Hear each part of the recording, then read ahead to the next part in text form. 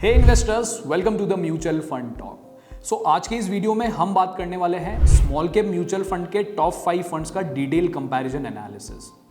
इस comparison analysis में हमारा फोकस रहेगा इन पांचों फंड का इन्वेस्टिंग स्ट्रेटेजी को प्रॉपर तरीके से समझना और ये देखना कि ये स्मॉल कैप इन्वेस्टमेंट से किस तरह से अपने इन्वेस्टर्स के लिए पैसा बनाते हैं।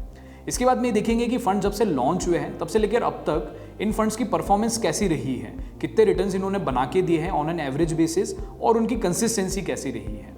फिर नेक्स्ट ये देखेंगे कि स्मॉल कैप स्टॉक्स अभी बहुत ज़्यादा ओवर वैल्यूड हैं, तो फ्यूचर में इनकी कितनी ग्रोथ रह सकती है और क्या क्या रिस्क अवेलेबल है, और उसके अकॉर्डिंग इन पांचों फंड्स का पोर्टफोलियो का क्वालिटी कैसा है और कैसे ये अपनी रिस्क को मैनेज करेंगे। और लास्टली सबसे इंपॉर्टेंट ये एनालाइज करने की कोशिश करेंगे कि इनकी इन्वेस्टमेंट मैनेजमेंट यानी कि इनके फंड मैनेजर्स कितने स्ट्रांग है और कितने केपेबल हैं स्मॉल कैप इन्वेस्टिंग से अच्छे रिटर्न्स बनाने के लिए। लेकिन हाँ, ये इन्वेस्टिंग को शुरू करने से पहले कुछ 5 इंपॉर्टेंट टिप्स हैं, वो आप सब लोगों को समझनी चाहिए।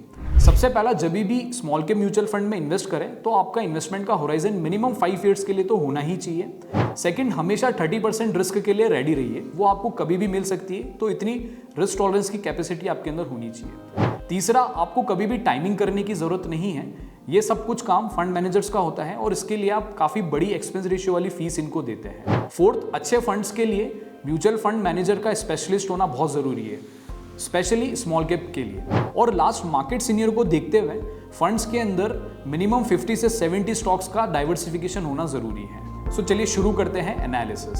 सो स्मॉल कैप कैटेगरी में वैसे तो 27 फंड्स हैं, लेकिन हमने कंपैरिजन के लिए 5 फंड्स को सेलेक्ट किया है। Nippon India small cap fund और SBI small cap fund 10 years से बेस्ट फंड्स बने हुए हैं।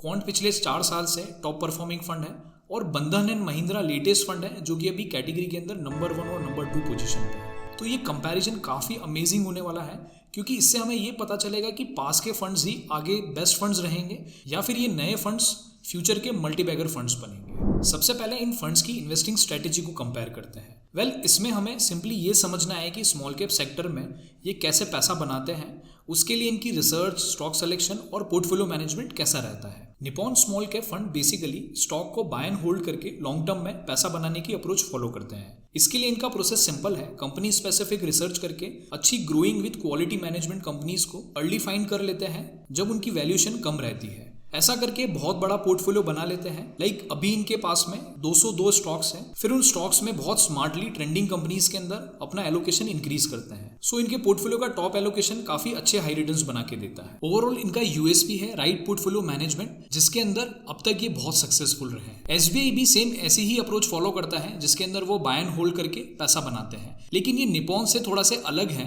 ये बहुत कम स्पेसिफिक कंपनीज को पोर्टफोलियो में लेते हैं। सो जब भी इनके स्टॉक्स चलते हैं, इनके फंड्स का रिटर्न लॉन्ग टर्म में काफी हाई बनता है। लेकिन नॉन परफॉर्मेंस की रिस्क भी इस फंड में काफी हाई रहती है। जैसे अभी बहुत टाइम से इनका पोर्टफोलियो नॉन परफॉर्मिंग ही है। इनका फोकस स्पेसिफिक ग्रोइंग और स्केलेबल कंपनीज पर रहता है। पोर्टफोलियो में इनके पास में भी 55 स्टॉक्स हैं और बहुत कम पोर्टफोलियो की चर्निंग है। जैसे पोर्टफोलियो टर्नओवर रेशियो सिर्फ 9 ही नजर आ रहा है। सो ओवरऑल इनका यूएसपी है लॉन्ग टर्म में हाई रिटर्न्स जनरेट करना।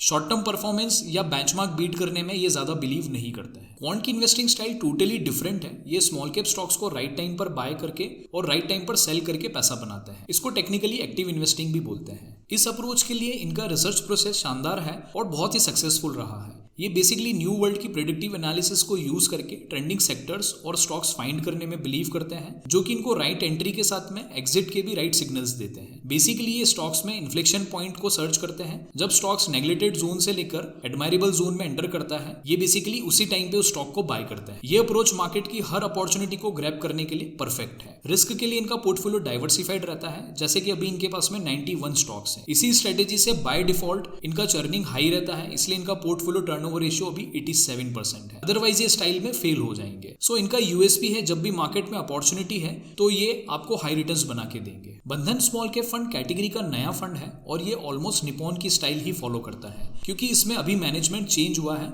और नया मैनेजमेंट निपॉन का ही है। फंड मैनेजर की बात हम आगे करेंगे। सो वही buy and hold approach, quality management, growing companies को टारगेट करना और रीजनेबल वैल्यूएशंस पर बाय करना। पोर्टफोलियो पूरी तरह डाइवर्सिफाइड रखना डिफरेंट सेक्टर्स और स्टॉक्स में। इनके पोर्टफोलियो में अभी 154 स्टॉक्स है। चर्निंग भी निपॉन जितनी ही है, 30%। बट ये मुझे थोड़ा सा बेटर वर्जन लगता है। रीजन बीइंग इनका stock selection top down approach से आता है, यानी ये ट्रेंडिंग सेक्टर्स और थीम्स को इंपॉर्टेंस देते हैं। सो इनका फोकस है शॉर्ट टर्म 3 से 5 ईयर्स में एब्सोल्यूट हाई रिटर्न्स बनाना और अपने स्टॉक्स को 2 से 3 टाइम्स मल्टीप्लाई कर। Last fund is Mahindra small cap. ये भी रिसेंटली ही लॉन्च हुआ है। मुझे ये फंड बहुत पर्सनली पसंद है क्योंकि ये भी एक्टिव इन्वेस्टिंग से ही पैसा बनाते हैं, like buy and sell kind of. पर ये क्वांट जितना एक्टिव नहीं है क्योंकि इनका स्टॉक सिलेक्शन काफी रियलिस्टिक है। ये exactly under research growing companies को फाइंड करते हैं जिनके वैल्यूएशंस कम है, लेकिन एंट्री के लिए कैटलिस्ट का वेट करते हैं। यानी जब भी कोई पॉजिटिव न्यूज ट्रिगर करती है तब ये उन स्टॉक्स को बाय करते हैं और फिर जैसे ही उनके स्टॉक्स रैली करते हैं इनके पोर्टफोलियो के रिटर्न्स भी बढ़ते हैं। वेल, इनकी ये रिसर्च इनकी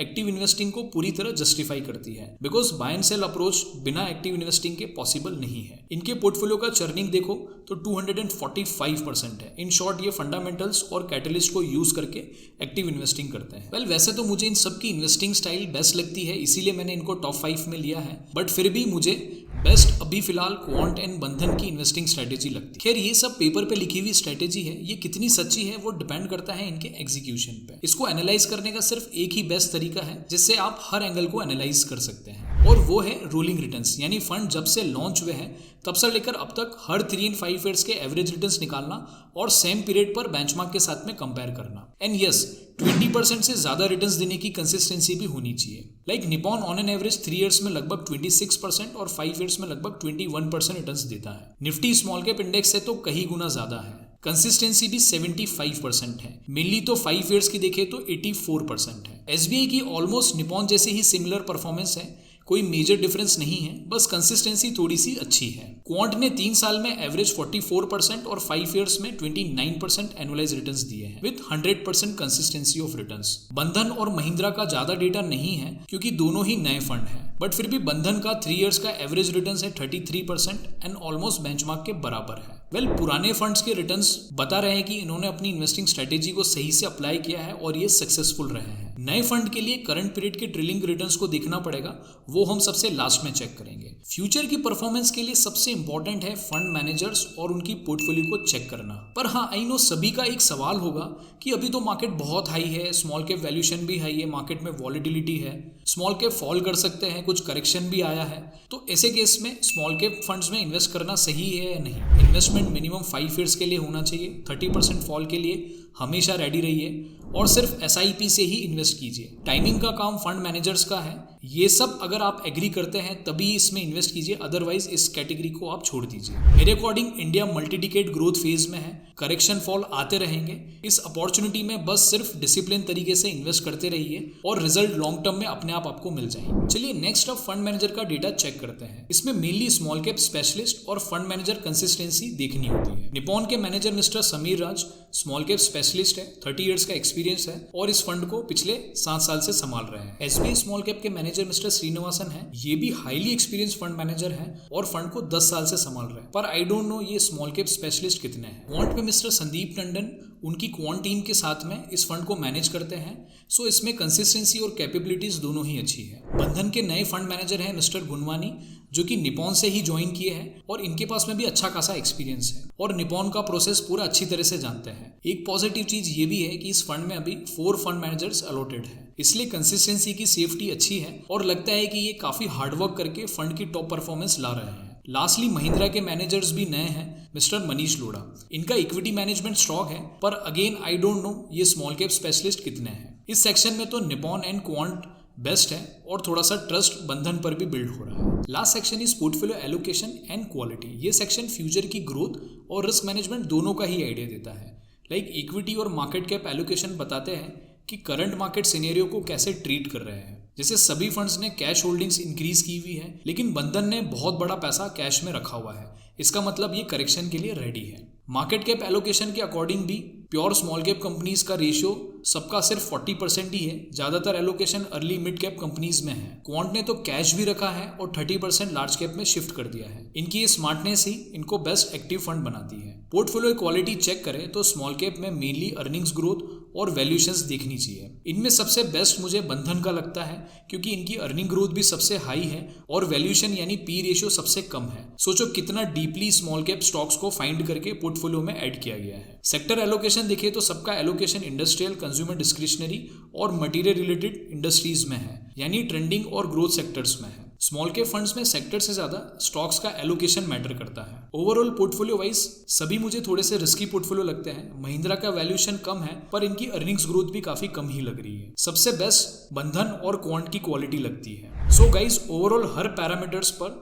2 फंड्स नेक्स्ट 3 से 5 ईयर्स के लिए बेस्ट लग रहे हैं। एक्टिव इन्वेस्टिंग के लिए quant and buy and hold approach के लिए बंधन स्मॉल कैप फंड। इन सब की डिटेल इन्फॉर्मेशन हमारी वेबसाइट पर मिल जाएगी, उनका लिंक आपको डिस्क्रिप्शन में अवेलेबल है। चलिए सबसे लास्ट में अब इन फंड्स की करंट परफॉर्मेंस देख लेते हैं। सो निफ्टी स्मॉल कैप इंडेक्स ने 6 मंथ्स में 29% रिटर्न्स दिए हैं और 1 ईयर में ऑलमोस्ट 68%। निपॉन और एसबीआई इंडेक्स रिटर्न्स को बीट नहीं कर पा रहे हैं। क्वांट, बंधन और महिंद्रा के रिटर्न्स काफी अच्छे हैं। सबसे ज्यादा बेस्ट मुझे बंधन के रिटर्न्स लगते हैं। सो गाइज अगर आपको भी ऐसा लगता है कि बंधन स्मॉल कैप फंड नेक्स्ट 3 से 5 ईयर्स के लिए बेस्ट स्मॉल कैप फंड्स बन सकता है तो आप इसको कमेंट करके जरूर बताएं। धन्यवाद।